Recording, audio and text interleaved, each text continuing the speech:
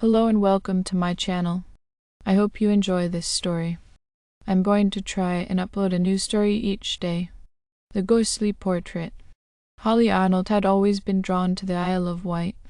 As an artist, she found its quiet shores and rolling hills a source of endless inspiration. She'd spent many summers there, renting a small, rustic cottage nestled in the woods near the edge of the island. This year, however, felt different. The skies were darker, the winds more biting, and something seemed to hang in the air like a thick fog that never quite lifted. Despite this unease, Holly was eager to begin her new series of portraits, capturing the island's rich character and rugged beauty. Her latest subject, an elderly woman named Edith Blackwell, had lived in a nearby village for decades. Edith's face was a map of wrinkles, each line telling a story of long-lost family, wars, and a hard life eked out in the countryside. Holly spent hours sketching Edith, capturing the sadness in her eyes, the frailty of her hands. The painting was coming along beautifully, though something about it unsettled her. It wasn't until she stepped back from the easel one evening that Holly noticed the change. In the dim light of her studio, the faint outline of another figure appeared behind Edith's image on the canvas, an eerie, translucent face with hollow eyes. Startled, Holly blinked, but the figure remained. It was not part of her painting. She hadn't sketched it, hadn't layered the paint that way. The ghostly face was just there. Shaking her head, Holly tried to dismiss it as a trick of the light or her imagination playing games after hours of intense concentration.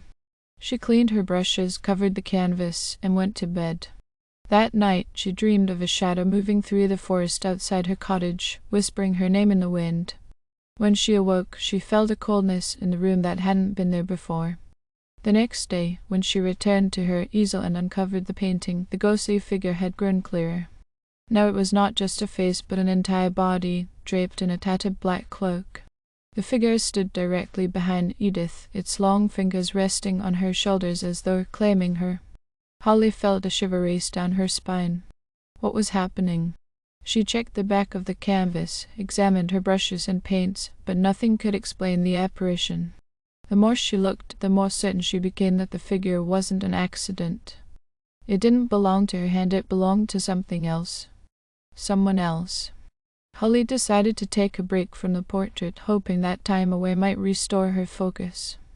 She turned her attention to a landscape, a peaceful scene of the cliffs along the coast, but as the waves crashed against the rocks on her canvas, she noticed them beginning to distort.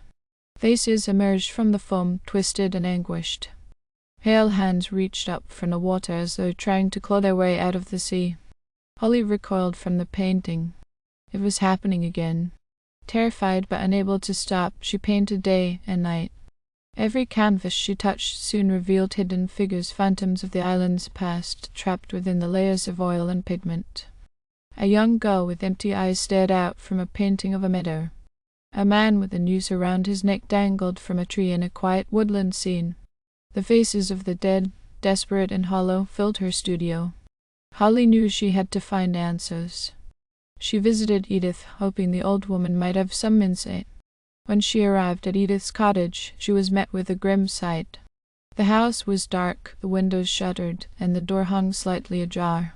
Holly knocked, but no one answered. Inside, the air was thick with dust, and the rooms were silent except for the creak of old floorboards beneath her feet. In the living room, Holly found Edith's portrait hanging on the wall. The ghostly figure behind her was even more pronounced now, its skeletal hand fully visible as it gripped Edith's shoulder. But Edith herself was nowhere to be found. Her house had been abandoned, as though she had vanished into thin air. Holly's heart raced. She hurried back to her studio, her thoughts swelling with fear and confusion. As she entered, the paintings seemed to hum with a life of their own. The eyes of the figures followed her, watching her every move. Desperation gripped her as she realized that whatever was happening, it was not confined to her art. The spirits were real, and they were reaching out through her canvases. That night the dream returned, but this time it was more vivid. The shadow in the woods was no longer just a presence it had formed, a tall figure cloaked in darkness, moving slowly toward her cottage.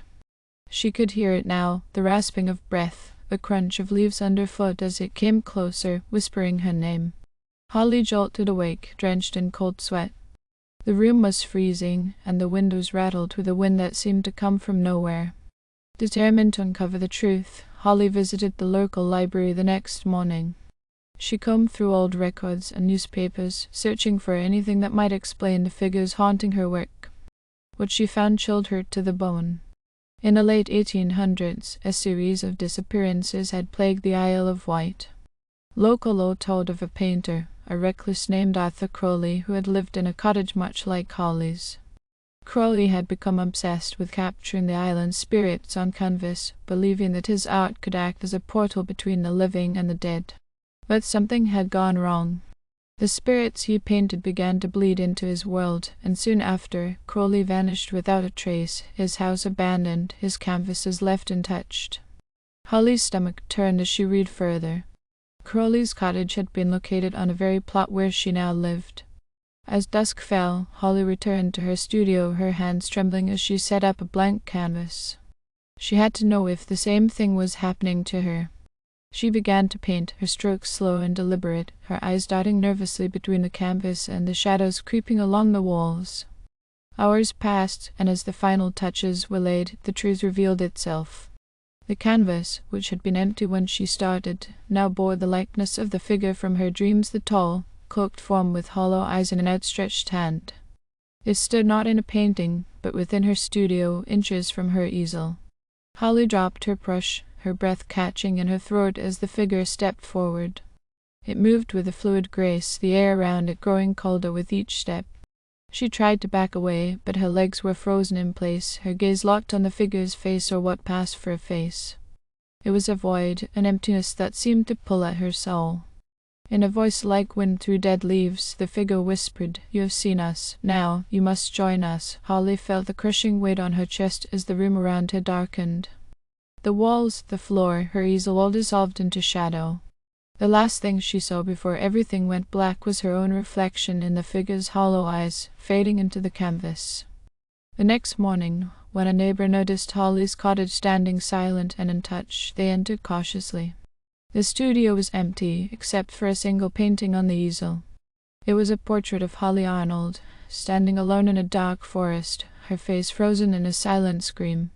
Behind her, the shadowed figure stood, watching. And it was waiting. The neighbor, a man named Thomas Green, stared at the painting for a long moment, unease creeping up his spine.